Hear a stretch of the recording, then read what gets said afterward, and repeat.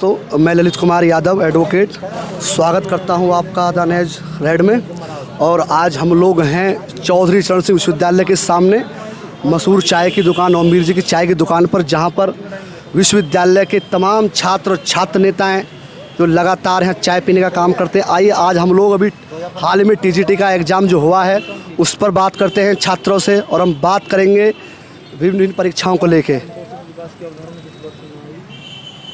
आपका शुभ नाम? ब्रजपाल। ब्रजपाल जी, अभी हाल में कुछ ही दिन पहले टीजीटी की परीक्षा संपन्न हुई है। कितने % आप लोग अपने को सफल मानते हैं कि इस परीक्षा में हम सफल होंगे, या भविष्य में जो है आप जो 2018 में 2016 की भर्ती 18 में पूरी, 18 की भर्तियाँ कब पूरी होंगी, या जो अब भर्ती निकल जाएगी वो कब तक पूरी हो जाएंगी? क्या चुनाव से पहले पूरी होंगी या आफ्टर चुनाव के बाद होंगी? सबसे पहली बात तो यह है कि सरकार की जो नीयत और नीति दोनों में खोट है। ठीक है, दोनों नीति में खोट है। नंबर एक बात तो यह है कि तटस्थ शिक्षकों का मामला है, ना तो उन्होंने अब तक उनके बारे में कोई संज्ञान में मामला है कि कितनी उनकी रिक्त सीट है, किस प्रकार से उनका कोटा तय करा जा रहा। सरकार उलझन में घिरे हुए है और ये विज्ञापन बगैर तटस्थ शिक्षकों के बिल्कुल अवैध घोषित होगा। बिल्कुल सरकार लेकिन मेरा सवाल ये है, बता रहा हूँ, मेरा के बारे में बता रहा हूँ जी। तो 2018 की बात तो मुझे लग रहा है ये, अगर ये मामला ऐसा रहा तो कोर्ट में चला जाऊँगा। अगर तटस्थ शिक्षक इनमें सम्मिलित ना हुए तो कोर्ट में चले जाऊँगा मामला, उनके बिना ये भर्ती अवैध हो जाएगी। उन्हीं का सुप्रीम कोर्ट का ऑर्डर था 2021 में। लेकिन टीजीटी की परीक्षा जो हुई है उसका तो आंसर की आ गई है। अभी मुझे लगा है 7-8 दिन बाद ये लोग जो है उसका रिजल्ट भी दे देंगे। बिल्कुल हो जाएगा। लेकिन आप दूसरी बात कर रहे हैं कि कोर्ट में मैं महिला रहा हूँ मुद्दे पे। तुम्हें सरकार अब भर्ती जब होगी जब पहले कोई मुद्दा वो एग्जाम के बारे में स्थिति क्लियर होगी, जब तटस्थ शिक्षक ही नहीं क्लियर होंगे तो वो भर्ती कैसे हो जाएगी पूरी, जो ना फाल्ट है पहले ही। लेकिन लोग सरकार के तो नहीं है ना, जो लोग कोर्ट जाएंगे तय करती है नियत सरकार तो मुद्दे तय करती है कि किस तरह से हम इनका आरक्षण तय करें। क्या 6 महीने हो चुके सरकार ने आज तक इनका वो ही नहीं निकाल रहा कि हमारे पास कितने तटस्थ शिक्षक हैं। आप कुल मिला के ये कहना चाहते हैं कि सरकार की करनी में और कथनी में फ़र्क है, और जो 2 टीजीटी का जो एग्जाम अभी हाल में संपन्न हुआ है कहीं ना कहीं आपको इसमें लगता है कि फाल्ट है। जब तक शिक्षकों का ब्यौरा पूरा सरकार उपलब्ध नहीं मुहैया नहीं कराती तब तक बिल्कुल ये भर्ती अवैध है।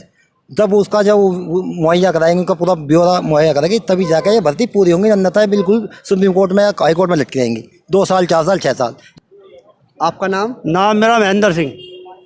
महेंद्र सिंह जी, मेरा सवाल आपसे सीधा सवाल है कि अभी टीजीटी की परीक्षा हुई, 3 दिन बाद आंसर की आ गई। सरकार ये दावा कर रही है कि हम 2022 के चुनाव से पहले सारी भर्तियां पूरी कर देंगे, और माननीय मुख्यमंत्री उत्तर प्रदेश योगी आदित्यनाथ जी ने आज तक की डिबेट में कहा कि हमने उत्तर प्रदेश में 4,90,000 भर्तियां बिल्कुल पारदर्शिता के साथ निष्पक्ष तरीके से भरी हैं। आप इस बात से कितने सहमत हैं?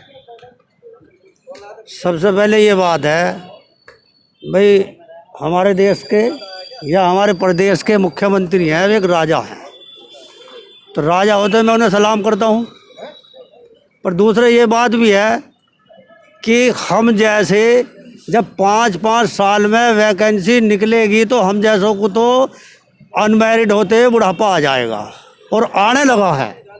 यदि समय के अनुसार ये वैकेंसी निकलती तो हो सकता था कि जिनमें हम ओवर एज भी होने को तैयार बैठे हैं, हम ओवर एज ना होते। उसका खामियाजा आप सरकार भुगतेगी, या इस प्रदेश के मंत्री भुगतेंगे, या इस देश के नेता भुगतेंगे। इस देश का वही नौजवान भुगतेगा जो पढ़ लिख करके लाचार है, बेकार है और बेरोजगार है, वही व्यक्ति भुगतेगा। सरकार कोई सी भी आए, समय के अनुसार ये परीक्षा हो, और ये समय के अनुसार क्यों नहीं होती? ये 5 साल जब चुनाव आता है तभी क्यों होती है? क्या इसमें बहुत बड़ी विडम्बना नहीं है?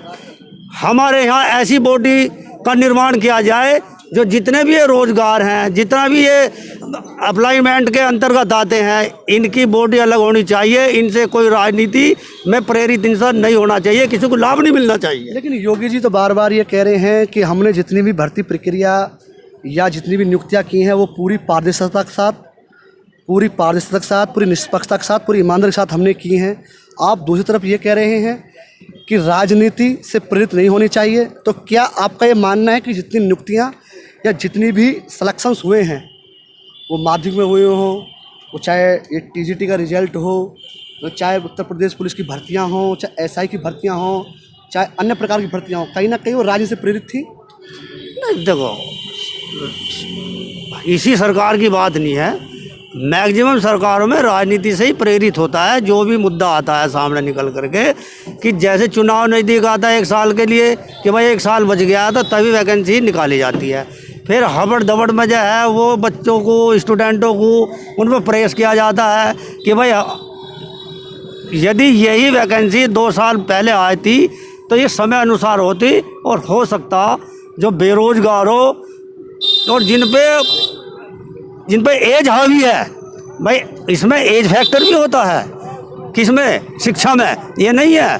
पहले व्यवस्था क्या बनी हुई थी भाई, 25 साल तक जो है ब्रह्मचर्य आश्रम होगा, वो पढ़ने की तो व्यवस्था थी।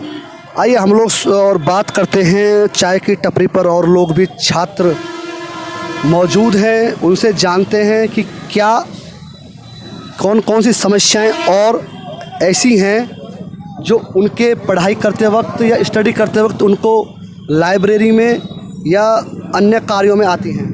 क्या नाम आपका? मेरा नाम अरुण कुमार है। देखिए, सबसे बड़ी समस्या तो छात्रों के पास बेरोजगारी की है। बेरोजगारी में वो अतिरिक्त संसाधन कहाँ से जुटाएंगे? हर प्रत्येक जो तैयारी करने वाला जो भी कैंडिडेट है, उसका बैकग्राउंड क्या है? सभी मजबूत बैकग्राउंड के नहीं है। तो जो तैयारी करने के साथ साथ जो बहुत सारी समस्याएं हैं, कहीं ना कहीं वो बेरोजगारी से संबंधित है। परिवार में की आय कितनी है उनकी, जो उनके पास संसाधन आएंगे। तो पढ़ाई के साथ साथ संसाधनों का होना तो बहुत ज़रूरी है, क्योंकि संसाधन ही एक व्यक्ति को किसी काम को करने के लिए उसके प्रतिफल तक ले जाते हैं, फल को। 2022 में मेरा सवाल है आपसे, 2022 में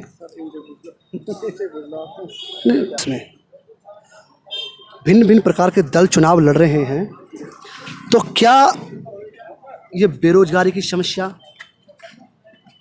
ये चिकित्सा बदहाली की समस्या, ये शिक्षा की अव्यवस्था, तमाम मुद्दे प्रदेश में है, लॉ एंड ऑर्डर की समस्या, तो क्या इन तमाम मुद्दों पर चुनाव लड़ा जाएगा? क्या इन तमाम मुद्दों को देखते हुए जनता उत्तर प्रदेश में बदलाव करेगी? क्या आपके इस पर विचार है?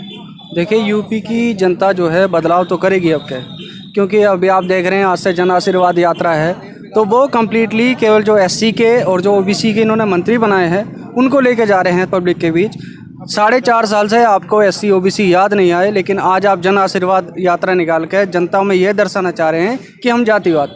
तो यूपी का जो चुनाव रहेगा, राम मंदिर, जातिवाद और यही सब लोकल मुद्दे हावी रहेंगे। यहाँ बेरोजगारी एक मुद्दा है, उस पर कोई बात नहीं होगी। यहाँ चिकित्सा एक मुद्दा है, ऑक्सीजन की कमी से लोग मर गए, गंगा के ऊपर लाशें तैर रही हैं, उन पर कोई बात नहीं करेगा बिल्कुल भी। लॉ एंड ऑर्डर जो बिल्कुल कानून व्यवस्था ध्वस्त है, उसके ऊपर बात नहीं करेगा। यहाँ आज भी धर्म पर और जाति पर ही चुनाव होगा, लेकिन बदलाव जरूर होगा। तो ये इन्होंने कहा कि उत्तर प्रदेश में निश्चित ही ऐसा लोगों का मानना है कि 2022 में उत्तर प्रदेश में बदलाव की आशंका है, लेकिन जैसा साथियों ने कहा कि बेरोजगारी की समस्या है, बदहाल चिकित्सा की समस्या है, ऐसी अव्यवस्थित शिक्षा की बात है, खराब लॉ एंड ऑर्डर की बात है, तमाम मुद्दे ऐसे हैं कि जिन मुद्दों पर मुझे लगता है कि सरकार घिरने वाली है। बहुत बहुत धन्यवाद।